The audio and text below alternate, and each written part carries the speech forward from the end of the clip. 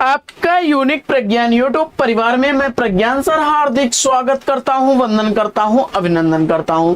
प्यारे साथियों, सुबह के 5 बज चुके हैं और जिसका आपको बेसब्री से रहता है इंतजार, वह अध्ययन श्रृंखला प्रश्नोत्तरी 50 लेकर के आपके बीच उपस्थित हूं। और प्रश्नोत्तरी 50 प्रतिदिन सुबह 5 बजे आपको मिलती है, जिसका मुख्य उद्देश्य है आपके अध्ययन का आपको रिवीजन कराना। और साथियों, जैसा कि आप जानते हैं, इतने कम समय में 50 प्रश्नों का रिवीजन आपको वन लाइनर शैली में कराया जाता है। तो अगर आप इस प्रश्नोत्तरी 50 का लाभ उठाना चाहते हैं तो इसके लिए आप हमारे चैनल से जुड़िए। और चैनल से जुड़ने के लिए आपको करना है वीडियो को लाइक और शेयर, चैनल को सब्सक्राइब करके बगल में बने हुए बेल आइकन से ऑल बटन को प्रेस कर लेना है, जिससे कि आने वाले नए वीडियो नोटिफिकेशन आपको सबसे पहले मिल सके। तो बिना समय गंवाए साथियों, प्रारंभ करेंगे आज की पाठचर्या। लेकिन उससे पूर्व देखते हैं आज का मॉर्निंग कोट्स, और बड़ा ही प्यारा सा मॉर्निंग कोट्स है। समय के पास इतना समय नहीं कि वह आपको दोबारा दे सके। यानी एक बार जो समय आपका चला गया दोबारा आपके जीवन में आने वाला नहीं है। और जैसा कि आप जानते हैं कि प्रतिदिन सबके पास 24 घंटे ही होते हैं, लेकिन इन 24 घंटों में ही हर व्यक्ति अपनी दिनचर्या को व्यवस्थित करता है। और जो विनर होता है वह इसी 24 घंटे का सही उपयोग करके अपने जीवन में अपने लक्ष्य को प्राप्त कर लेता है। तो साथियों, जीवन में सफल होने के लिए अपने समय का सदुपयोग करना सीखें। तो बिना समय गंवाए प्रारंभ करते हैं पाठचर्या को और देखते हैं पाठचर्या में पहला प्रश्न। आज का पहला प्रश्न है, हिंदी नुक्कड़ नाटकों की शुरुआत किसने की? हिंदी नुक्कड़ नाटकों की शुरुआत किसने की है? जवाब हो जाएगा सुदर्शन मजीठिया ने। अगला प्रश्न है कि शिवराज भूषण के रचनाकार कौन है? शिवराज भूषण किसकी रचना है? तो भूषण की रचना है और 1673 ईस्वी इस रचना का रचना काल है। प्रश्न संख्या 3, हिंदी में समस्या नाटकों के जन्मदाता कौन है? हिंदी में समस्या नाटकों की जन्मदाता कौन है? बड़े ही बेहतरीन प्रश्न है साथियों। लक्ष्मी नारायण मिश्र जी को हिंदी समस्या नाटकों का जन्मदाता माना जाता है। और अगला प्रश्न है कि सुनहले सहवाल इत्तेलम किसकी रचना है? सुनहले सहवाल और इत्तेलम का रचनाकार आपको बताना है। और जवाब में आपने अज्ञेय जी को बताया, बिल्कुल सही जवाब। सुनहले सहवाल का प्रकाशन वर्ष 1966 ईस्वी, वहीं इत्तेलम का प्रकाशन वर्ष 1946 ईस्वी है। अगला प्रश्न संख्या 5 है कि अधूरी चीजें तमाम, यह जो हरा है, इन काव्य कृतियों के रचनाकार कौन है? तो जवाब हो जाएगा अधूरी चीजें तमाम, यह जो हरा है। दोनों ही काव्य कृतियां प्रयाग शुक्ल द्वारा लिखी गई हैं। अधूरी चीजें तमाम 1987 ईस्वी की प्रकाशित रचना है, वहीं यह जो हरा है 1990 ईस्वी की प्रकाशित कृति है। प्रश्न संख्या 6, सबसे बड़ा दुख कहानी के कहानीकार कौन है? सबसे बड़ा दुख दलित विमर्श के लेखक मोहनदास नेमिशराय द्वारा लिखी गई कहानी है। 1978 ईस्वी इस कहानी का प्रकाशन वर्ष है।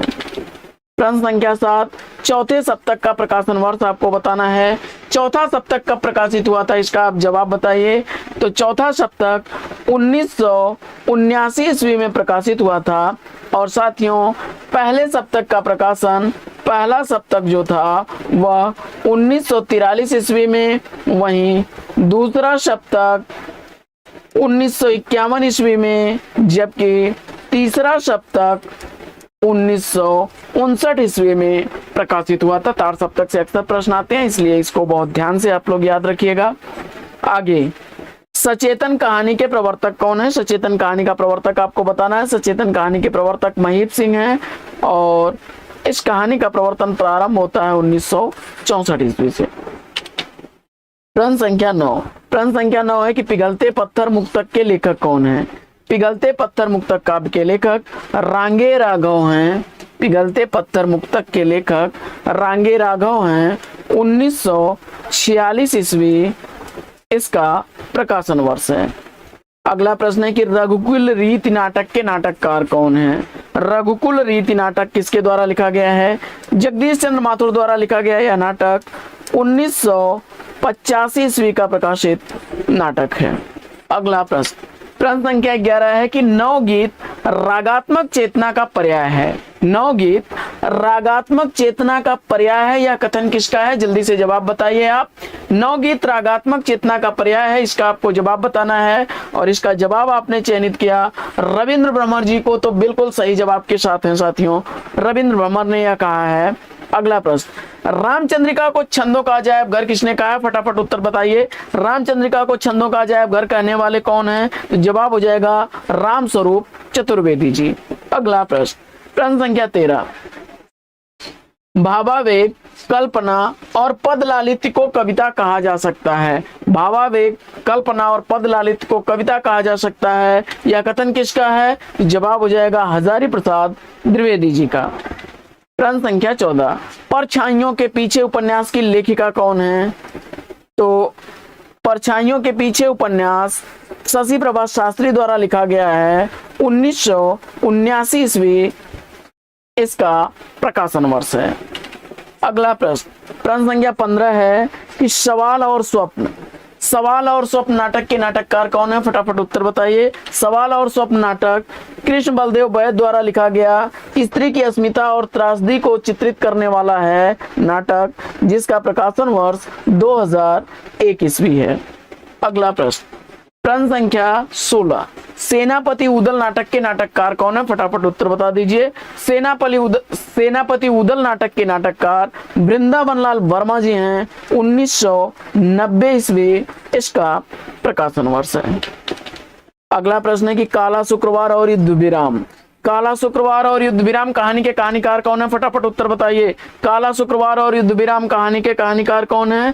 काला शुक्रवार और युद्ध विराम दोनों ही कहानियां सुधा अरोड़ा द्वारा लिखी गई कहानियां हैं। काला शुक्रवार का प्रकाशन वर्ष 2004 ईस्वी है, 2004 ईस्वी काला शुक्रवार का प्रकाशन वर्ष।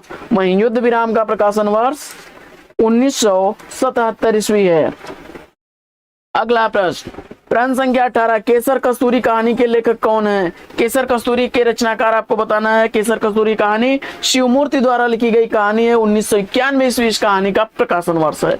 प्रश्न संख्या 19, बादशाह गुलाम बेगम नाटक के नाटककार कौन है? बादशाह गुलाम बेगम नाटक के नाटककार आपको बताना है। तो गिरिराज किशोर द्वारा लिखा गया यह नाटक 1979 ईस्वी का प्रकाशित नाटक है। अगला प्रश्न, प्रश्न संख्या 20, पद्मावत में रत्नसेन किसका प्रतीक है? पद्मावत जो है मलिक मोहम्मद जैसी की बड़ी चर्चित रचना है और यह प्रबंध काव्य अवधी भाषा में लिखा गया है, जिसमें रत्नसेन मन या आत्मा का प्रतीक माना जाता है। अगला प्रश्न है कि साय में धूप गजल संग्रह के रचनाकार कौन है? साय में धूप गजल किसके द्वारा लिखा गया गजल संग्रह? फटाफट उत्तर बताइए।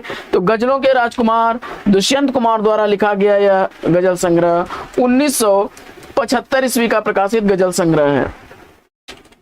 अगला प्रश्न है कि हिंडोला गंगा अवतरण कृतियों के लेखक कौन है? हिंडोला और गंगा अवतरण कृतियां किसके द्वारा लिखी गई हैं? तो हिंडोला 1894 ईस्वी की प्रकाशित रचना, वहीं गंगा अवतरण 1927 ईस्वी की प्रकाशित रचना है और दोनों ही रचनाएं रत्नाकर द्वारा लिखी गई हैं। किसके द्वारा लिखी गई हैं? रत्नाकर द्वारा लिखी गई रचनाएं हैं, बड़ी इंपॉर्टेंट रचनाएं हैं साथियों।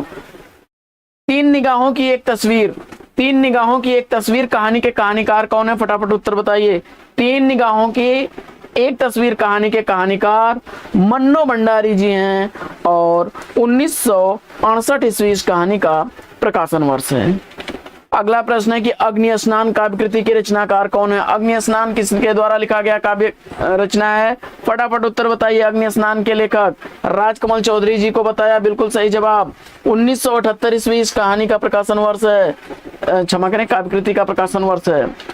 अगला प्रश्न, चिड़ियाघर उपन्यास के उपन्यासकार कौन है? चिड़ियाघर उपन्यास किसके द्वारा लिखा गया उपन्यास है? इसका आपको जवाब बताना है। चिड़ियाघर उपन्यास गिरिराज किशोर द्वारा लिखा गया 1968 ईस्वी का प्रकाशित उपन्यास है। अगला प्रश्न है कि त्रिलोचन को अवध का किसान कवि किसने कहा है? त्रिलोचन को अवध का किसान कवि कहने वाले कौन है? फटाफट उत्तर बताइए। त्रिलोचन जी को अवध का किसान कवि कहने वाले गजानन माधव मुक्तिबोध जी हैं। अगला प्रश्न, गीत नाट को भावनाट की संज्ञा किसने दी है? गीत नाट को भावनाट कहने वाले कौन है? फटाफट बताइए। गीत नाट को भावनाट की संज्ञा देने वाले डॉक्टर नगेंद्र हैं, यह भी इंपॉर्टेंट है, इसको याद रखिएगा, अक्सर परीक्षाओं में रिपीट हुआ प्रश्न है यह। अगला प्रश्न, शेष गाथा कहानी के कहानीकार कौन है? शेष गाथा कहानी के कहानीकार रीता शुक्ल हैं, 1993 ईस्वी इस कहानी का प्रकाशन वर्ष है।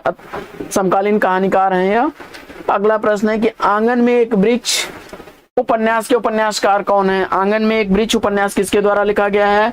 तो गजलों के राजकुमार दुष्यंत कुमार द्वारा लिखा गया है। 1969 ईस्वी का प्रकाशन वर्ष है उपन्यास का आंगन में एक वृक्ष। अगला प्रश्न है कि राम कुमार वर्मा रहस्यवाद के पंडित हैं। राम कुमार वर्मा जी रहस्यवाद के पंडित हैं, यह कथन किसका है? राम कुमार वर्मा रहस्यवाद के पंडित हैं, यह कथन भगवती चरण वर्मा जी का है। अगला प्रश्न है कि कृष्णचरित के रचनाकार कौन है? कृष्णचरित के रचनाकार आपको बताना है। कृष्णचरित ठाकुर सिंह की रचना 1523 ईस्वी जिसका रचना काल है। प्रश्न संख्या 32, तीसरी यात्रा आंगन में उगी पौध। तीसरी यात्रा और आंगन में उगी पौध दोनों ही कहानियों की लेखिका कौन है? तो जवाब हो जाएगा कुसुम चतुर्वेदी जी। अगला प्रश्न है कि कौन सी जमीन अपनी कहानी की कहानीकार कौन है? कौन सी जमीन अपनी कहानी की कहानीकार सुधा ओम ढींगरा हैं। अगला प्रश्न है कि उजली आग कहानी के लेखक कौन है? उजली आग कहानी रामधारी सिंह दिनकर द्वारा लिखी गई कहानी है। नींद के बादल किसकी रचना है? नींद के बादल के लेखक कौन है? तो केदारनाथ अग्रवाल की यह रचना 1947 ईस्वी रचना का रचनाकाल। अगला प्रश्न संख्या 36, कवित्त को हिंदी का जाति छंद किसने कहा है? कवित्त को हिंदी का जाति छंद कौन कहने वाले हैं? तो सूर्यकांत त्रिपाठी निराला जी ने कवित्त को हिंदी का जाति छंद कहा है। प्रश्न संख्या 37, लक्ष्मा शेखर जोशी के किस कहानी का पात्र है? लक्ष्मा शेखर जोशी के किस कहानी का पात्र है? कोसी का घटवार कहानी शेखर जोशी द्वारा लिखी गई है और उसी का यह पात्र है लक्ष्मा। प्रश्न संख्या 38, आचार्य रामचंद्र शुक्ल ने वीर काव्य परंपरा का प्रथम काव्य ग्रंथ कौन सा माना है? आचार्य शुक्ल जी के अनुसार वीर काव्य परंपरा का प्रथम ग्रंथ आपको बताना है। फटाफट उत्तर चयनित करिए। और विसल देव रासो बताया आपने, तो बिल्कुल सही जवाब नरपतनाल द्वारा लिखा गया यह ग्रंथ है। अगला प्रश्न, गुलाम बादशाह नाटक के नाटककार कौन है? गुलाम बादशाह नाटक के नाटककार आपको बताना है। फटाफट गुलाम बादशाह नाटक का नाटककार आप बताइए। गुलाम बादशाह नाटक जो है आचार्य नंद किशोर द्वारा लिखा गया है। गुलाम बादशाह नाटक जो है नंद किशोर द्वारा लिखा गया है और 1992 ईस्वी इस कृति का प्रकाशन वर्ष है। आइए बढ़ते हैं अगले प्रश्न की तरफ और देखते हैं अगला प्रश्न। अगला प्रश्न साथियों अभी हम लोगों ने ऊपर पढ़ा था जो वह बादशाह गुलाम बेगम था। बादशाह गुलाम बेगम जो नाटक था, यह नाटक गिरिराज किशोर द्वारा लिखा गया था। किसके द्वारा? गिरिराज किशोर द्वारा लिखा गया था और इसका प्रकाशन वर्ष 1979 ईस्वी था। आइए बढ़ते हैं अगले प्रश्न की तरफ। अगला प्रश्न है कि भाषाभूषण के रचनाकार कौन है? तो भाषाभूषण जसवंत सिंह की रचना है। अगला प्रश्न है कि पार्किंग कहानी के कहानीकार कौन है? पार्किंग कहानी किसके द्वारा लिखी गई, इसका आपको जवाब बताना है। तो रचना श्रीवास्तव द्वारा लिखी गई यह कहानी 1959 ईस्वी की प्रकाशित कहानी है। अगला प्रश्न है कि त्रिलोचन वासुदेव सिंह का पहला काव्य संग्रह कब प्रकाशित हुआ? तो वासुदेव सिंह त्रिलोचन का पहला काव्य संग्रह धरती प्रकाशित हुआ था 1945 ईस्वी में। अगला प्रश्न है कि ब्रज भाषा में लिखी काव्य कृति रंग जंग और व्यंग के रचनाकार कौन है? ब्रज भाषा में लिखी काव्य कृति रंग जंग और व्यंग के रचनाकार आपको बताना है। तो जवाब हो जाएगा गोपाल प्रसाद व्यास द्वारा लिखा गया है। 1966 ईस्वी का प्रकाशन वर्ष है। अगला प्रश्न है कि शमशेर कवियों का कवि है, यह कथन किसका है? तो शमशेर कवियों के कवि हैं, यह अज्ञेय जी का कथन है। अगला प्रश्न, पद्म प्रसून और ग्राम गीत के रचनाकार कौन है? पद्म प्रसून और ग्राम गीत किसके द्वारा लिखी गई रचनाएं हैं? तो जवाब हो जाएगा अयोध्या सिंह उपाध्याय हरिऔध द्वारा लिखी गई रचनाएं हैं। अगला प्रश्न, युगांत और युगवाणी ग्राम्या के लेखक कौन है? युगांत, युगवाणी और ग्राम्या यह सुमित्रानंदन पंत की रचना है। सुमित्रानंदन पंत द्वारा लिखी गई रचनाएं हैं। युगांत 1936 ईस्वी की प्रकाशित रचना, युगवाणी 1939 ईस्वी की प्रकाशित रचना है और ग्राम्या 1940 ईस्वी की प्रकाशित रचना है। अगला प्रश्न है कि रैन बसेरा अतिथि देवो भव कहानी के कहानीकार कौन है? तो रैन बसेरा अतिथि देवो भव दोनों ही कहानियां लिखी गई हैं अब्दुल बिस्मिल्लाह द्वारा। रैन बसेरा 1989 ईस्वी की प्रकाशित कहानी, अतिथि देवो भव 1990 ईस्वी की प्रकाशित रचना है। अगला प्रश्न है कि ली कलिक संस्मरण के लेखक कौन है? ली कलिक संस्मरण किसके द्वारा लिखा गया है? इसका आपको जवाब बताना है। तो जवाब हो जाएगा भारत भूषण अग्रवाल जी, और 1980 ईस्वी इस संस्मरण का प्रकाशन वर्ष है। अगला प्रश्न है कि मर्म स्पर्श काव्य कृति के रचनाकार कौन है? तो मर्म स्पर्श काव्य कृति अयोध्या सिंह उपाध्याय हरिऔध द्वारा लिखी गई रचना, 1956 ईस्वी इसका प्रकाशन वर्ष है। अगला प्रश्न है कि विराम चिन्ह निबंध के निबंधकार कौन है? तो विराम चिन्ह निबंध किसके द्वारा लिखा गया निबंध है? तो रामविलास शर्मा द्वारा लिखा गया निबंध है, और 1950 ईस्वी इस निबंध का प्रकाशन वर्ष है। तो साथियों, आज की प्रश्नोत्तरी 50 कैसी लगी कमेंट्स करके जरूर बताइएगा। तो आज की पाठचर्या में साथियों लेंगे यहीं पर विराम। आपके लाइक शेयर सब्सक्रिप्शन से हमको मिलता है पुनर्बलन, तो मुझे उम्मीद है कि आप अपना प्यार दुलार स्नेह देंगे। तो फिर मिलते हैं आपसे अगले वीडियो में एक नए प्रकरण, एक नए टॉपिक, एक नए अंदाज में। तब तक के लिए लेंगे आपसे विदा। आपका जीवन मंगलमय हो, बेस्ट विशेष बेस्ट ऑफ लक। जय हिंद साथियों।